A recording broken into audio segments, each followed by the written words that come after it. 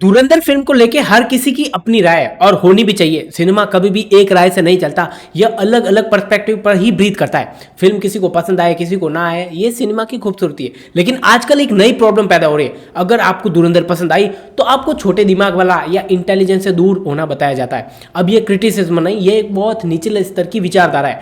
Film के romantic आग की कमियां बताओ, उसकी लेंथ पर डाउट करो, कुछ क्रिएटिव चॉइसेस को क्वेश्चन करो, ये वैलिड पॉइंट्स है। लेकिन जब कोई फिल्म की पूरी सोल को ही टारगेट करे तो उसे प्रोपेगेंडा एजेंडा या ब्रेन वॉशिंग का लेबल दे दो। तब सवाल उठना जरूरी है कि क्या आप वाकई फिल्म की कमियां बता रहे हो या अपनी फ्रस्ट्रेशन को मूवी की आइडियोलॉजी पर थोप रहे हो। धुरंधर का एसेंस ये नहीं है कि वह परफेक्ट है, एसेंस ये है कि आपको थिएटर में एक ऐसा सिनेमैटिक पंच देती है जिसे हर मूवी लवर सीक्रेटली क्रेव करता है। हम थिएटर सिर्फ टाइम पास के लिए ही नहीं जाते, हम जाते हैं महसूस करने के लिए। और धुरंधर ये फील देके आती है। 3 घंटे तक एक स्पाई थ्रिलर में क्यूरोसिटी, नेशनलिज्म, रेस, बेट्रियल और प्राइड को बैलेंस में रखना आसान नहीं होता, लेकिन आदित्य धर ने ये करके दिखाया।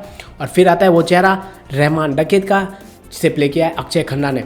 दोस्तों, आज बॉलीवुड में बड़े नाम, बड़े बजट्स और बड़े डायलॉग्स मिल जाते हैं, लेकिन एक ऐसा एक्टर जो बस आंखों से ही सीन को ओन कर ले, वो काफ़ी रेयर है। धुरंधर की पूरी स्टारकास्ट तगड़ी है। आर माधवन, रणवीर सिंह, संजय दत्त जैसे दिग्गज मौजूद है इसमें, लेकिन अक्षय खन्ना ने जो किया है उसने लिटरली इक्वेशन ही बदल दी। उनका काम, एग्रेशन, वो कैलकुलेटेड मैडनेस और वो आईज में प्रेशर, ये कैरेक्टर एक वाइब बन जाता है। और फिर आता है फिल्म का सबसे वायरल मोमेंट, सहरे बलूची वाला वो सीक्वेंस।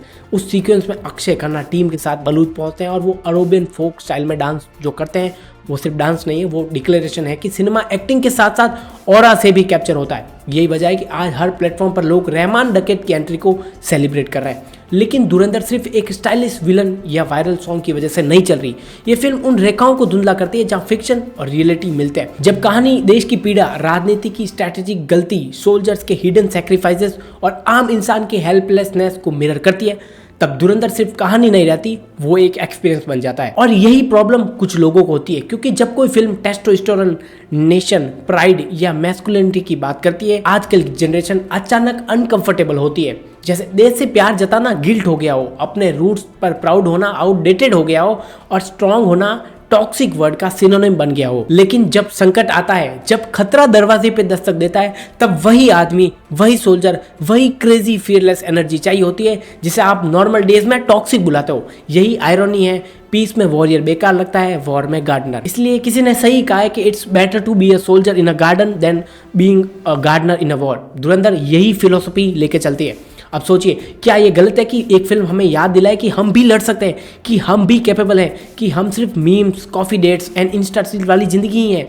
असली इंडिया मेट्रो स्टेशन के क्लेम में नहीं, धूल पसीने और सड़क की लड़ाई में जीता है। यही रीजन है जब ऑडियंस थिएटर से बाहर निकलती है तो चेस्ट ऑटोमेटिकली थोड़ी सी सीधी हो जाती है, दिल में एक आवाज आती है कि हम कम नहीं है। और यही वो चीज है जो धुरंधर को सिर्फ फिल्म नहीं, एक फीलिंग बनाता है। धुरंधर के सपोर्टर्स को ये समझना जरूरी नहीं है कि वो किस तरफ खड़े हैं, वो जानते हैं कि ये फिल्म फ्लॉ से ऊपर है, एनर्जी से बनी है और एनर्जी कभी भी फेक नहीं होती है। इसलिए आज भी मैं ये कहूंगा कि मैं धुरंधर को सपोर्ट करता हूं।